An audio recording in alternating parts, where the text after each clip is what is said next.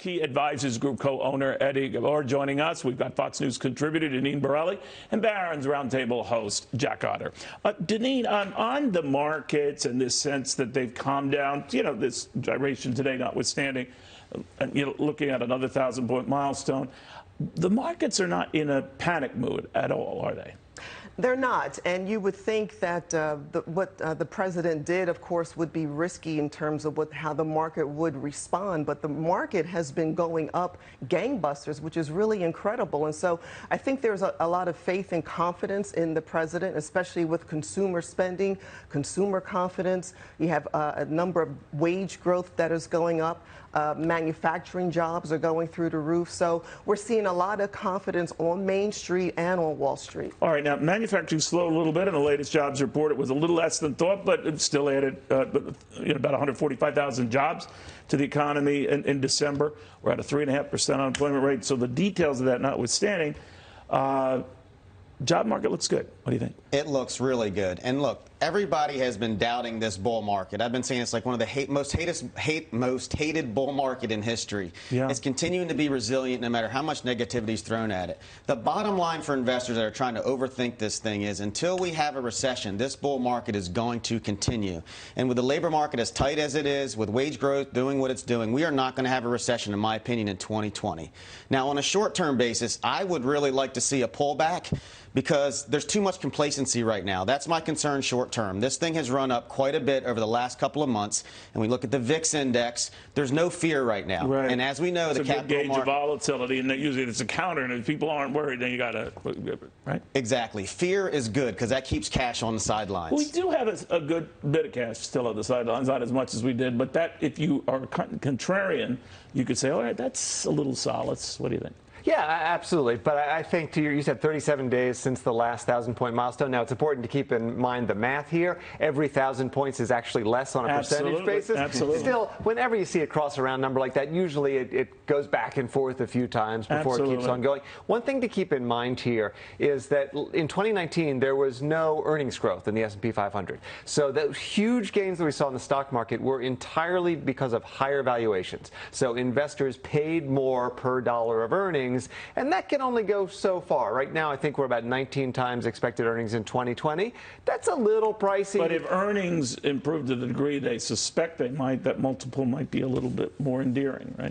Well, we're looking at sort of 5% earnings growth, so maybe throw in 2 percentage points for dividend. You can justify a 7% gain on stocks in 2020. Right. Much higher than that, you're getting into nosebleed territory in terms of valuation. Okay. The 10-year note, I think, has a lot to do with that as well, too. As long as that 10-year stays under 2%, those multiples can get stretched. You start to get to 2.5%, then you run the risk, as you're saying, if you can make the argument that we're really overvalued and we're due for a big pullback. Someone was mentioning too, Deneen, I will move on to other subjects, that the market is sort of factoring in steady as she goes through the year, not only with earnings and all this. They don't expect anything to happen on impeachment, but they're anticipating no surprise at the election and that Donald Trump is reelected. I don't know how much stock you put in any of that, but what do you think? Well, listen, I'm looking at the results that are on the table, and I'm talking to people around the country. They are seeing it firsthand in their paychecks. They have more disposable income, and with the rollback in taxes and regulations, you have companies that are hiring people, reinvesting in their companies, more jobs, and there are people to fill them. I love that phrase because it's all about America first, and that is what the president ran on: America first, jobs, and the economy. All right, and we should posit here, this is not a political statement we're making here, but we've said the same during the Clinton impeachment crisis here. The markets wanted him to stay in. We had a very good environment. I always argue these Wall Street guys, they're not red or blue, they're green. They love money, money, money.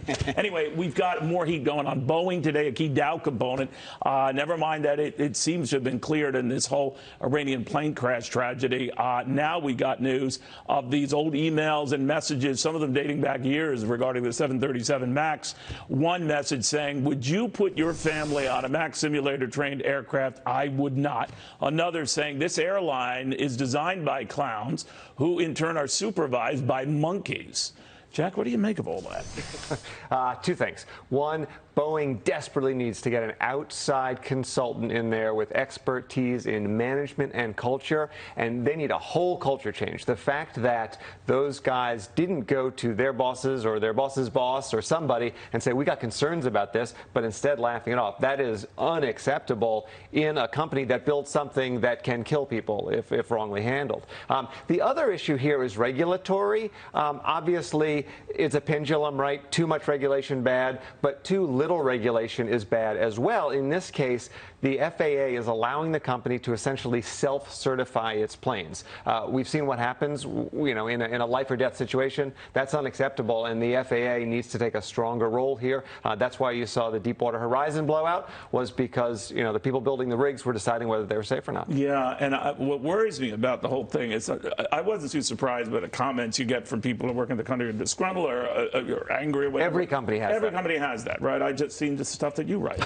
But in all seriousness, I do wonder what it says about the FAA. If the view was among top engineers and workers that, look, this rubber stamp, they don't know what they're doing, we all know that's an unfair generality, but it sticks the more and more we get reports like this, right? It does, and so that's not only bad for Boeing, it's bad for the FAA, as you just said. And look, the news continues to get worse for Boeing. Yeah. And I think from a stock perspective, I'm surprised it hasn't gotten hammered more than it already has. It doesn't make sense to me fundamentally. You think Warren Buffett regrets starting to buy this thing? Apparently that's the talk, that he was buying a lot of Boeing stock over the last couple of weeks. Yeah, well, who knows what he thinks at this point, but I would say, what other heads are going to roll? I know a senior executive was fired, but what did the suits know, and when did they know it, and why didn't they do something about it? Because people reporting to senior executives were complaining, and there were grumblings about issues with the planes. Yeah, and they felt ignored, and I always wonder about those who want to fly the planes again. If there were doubts about it within the company, does it just add to the problem? We shall see. In the meantime, my buddy Jack here just had a chance to interview the Bank of America CEO, Brian Moynihan. That will be on Barron's Roundtable tonight. What did you learn? Well, interestingly, of course, I asked him about Bank of America, but also the broader economy. About $3 trillion in consumer money runs through that bank annually. So he's got a pretty good view of the economy, and he said it's pretty strong there. And this is some of the early reads on the fourth quarter numbers. He sees about a 5.9% increase in consumer spending. That's down from the previous year, but it's still pretty strong 10 years into an expansion. So he's very positive on that. All right. I believe you. We have a clip. We got a clip? Yeah, I think so. Can we take a look at it, guys? Right now, we feel very good about the U.S. economy, especially the consumer side. But the reality is, and you'll see that, but our multiples are up because our performance, if you look at our stress tests and other things, it appears that those prove that our performance ought to sustain better through whatever crisis, whatever comes at us next. So he's not looking for any slowdown. To his point earlier, that it's going to be a good year. And the point he was making there was, I asked him why Bank of America and his competitors sell at we were talking about valuations earlier. The market's at 19. Bank of America's at 12. Is that right? Wow. So it's a real discount to the market, but it's frankly a higher multiple than Citi, probably slightly below Jamie Dimon at JP Morgan, still way below the market. He thinks that's slowly moving higher. And Barron's has made the case for these bank stocks because they are so much cheaper than the broader market. I love the banks. They've been hurt with the interest rates. Once that yield curve starts to widen, they're going to really make money hand over fist. They have underperformed for quite a while. So again, playing the contrarian role, I still like banks as we look forward. But when you see these surveys of CFOs, there was another one a couple of weeks ago about CEOs. They're paid to be nervous. I get that. But they're anxious. What do you make of that? Well, look, they're looking at what's going on internationally and locally, and I'm not sure what the mortgage rates are right now in terms of consumers being able to easily get into a mortgage, but with the spending... But we are seeing percolating activity there. Well, right? Sure, and then with consumers having more money in their pockets, perhaps that is an area that could be on the rise. Well, I think one reason why people are so nervous is this expansion has lasted a lot longer than anyone ever anticipated. To think that this supposedly late cycle and the consumer is as strong as it is, I don't think anybody could have imagined it being as strong as it is. Here we are going into 2020. Yeah. Well, there's an interesting dichotomy there, which is the CEOs are much more nervous than the consumer. The consumer is strong. The chiefs in the corner suites are nervous. We'll see who's right.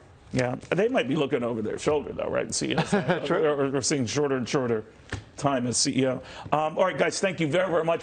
Right, California could become the first state, always California, right, to sell its own prescriptions. To Fox News 24/7 headlines anchor Brett Larson, just back from Vegas, baby. Eddie Ghabour back with us, and Deneen Borelli. What is this all about? What are they going to? You get your own prescriptions through the state? California has they have California Care, which everyone in California pays for. It's I believe it's a tax or a service fee so that they can provide health care to everyone. And it seems as though they're going to get in on the generic medication business, which is big. I mean, you hear a lot of these stories where certain like diabetes medications, the one that we hear about all the time, where it's thousands of dollars here stateside, but if you go to Canada, you can get it for a few $100. So I think California is probably contemplating going down that same route, or they're just going to bring them across the border. Yeah, right. If it's just cheaper, it'll have a certain allure, I guess. But what do you think? I'm having a tough time envisioning Gavin's face on pills. I don't know. I'm glad I don't live in California. Look, my concern. Talking about the Governor Gavin Newsom. Yes, I am. My concern is the quality and the innovation. I mean, come on. The government in California, they need to stick to what they should be doing, which is taking care of their citizens, especially the ones that are homeless on the streets. It's a horrible, horrible situation. Why dabble in something that you have no experience in? He's obviously experimenting with the idea that if the state takes control, it can extract price concessions and that it will be cheaper for California residents. In theory, that sounds wonderful, but you and I both know that when it comes to business, I'd rather that be run by the private sector, not by the government, because the amount of cost it's probably going to take to implement that, they have enough tax issues. They need to get their own fiscal house in order first before they try to jump into something else. So I wouldn't follow California's business model. I was just gathering that. Meanwhile, this is a very cultural issue for our time, so that's the only reason why I'm sharing it with you. Hooters is apparently introducing meatless, unreal wings. So many things at Hooters are unreal, so why not roll that out to the menu? Wow, it's Friday.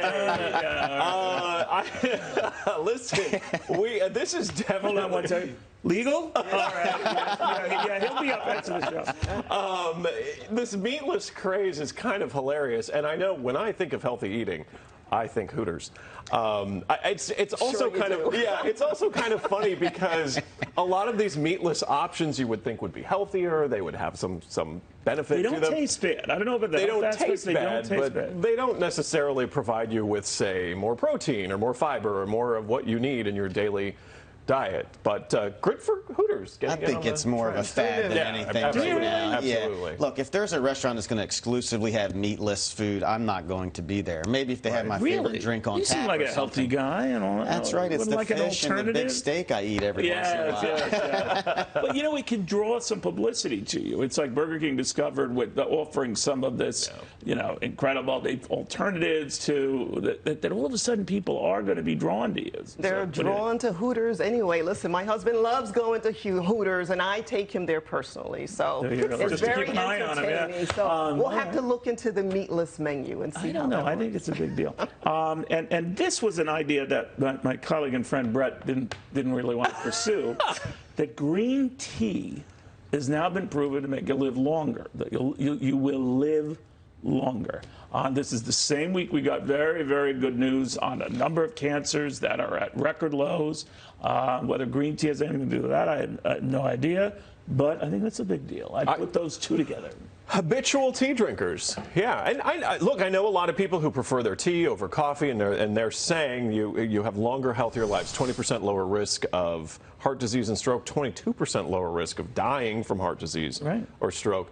An interesting little taken with the meatless. You add that to the meatless wings. That's a 1-2 combo. It's hugely successful. Yes. The funny thing I found from this, men benefit from it higher than women, but apparently men were a higher percentage of people in the survey, so that might have something to do with it. A little caveat on their findings. Always, but this has been a reminder for a lot of people. Just eat healthy. We're always reminded in the new year. It might be a good idea, but I wonder if green tea gets a good push from this. Green tea probably will, just like the gyms, right? The gyms are full right now, and then by the time you go there in March, there'll be a third of the people that are there. I think it's about moderation, right? You can drink green tea all day, but if you follow that up with real wings and tons of beer afterwards, it's not going to be so healthy. So maybe Hooters will put green tea on the menu. And I'm telling you, we could do worse, guys. I want to thank you all very much. Even you, Brett. Thank you, Neil. It's always good to be here.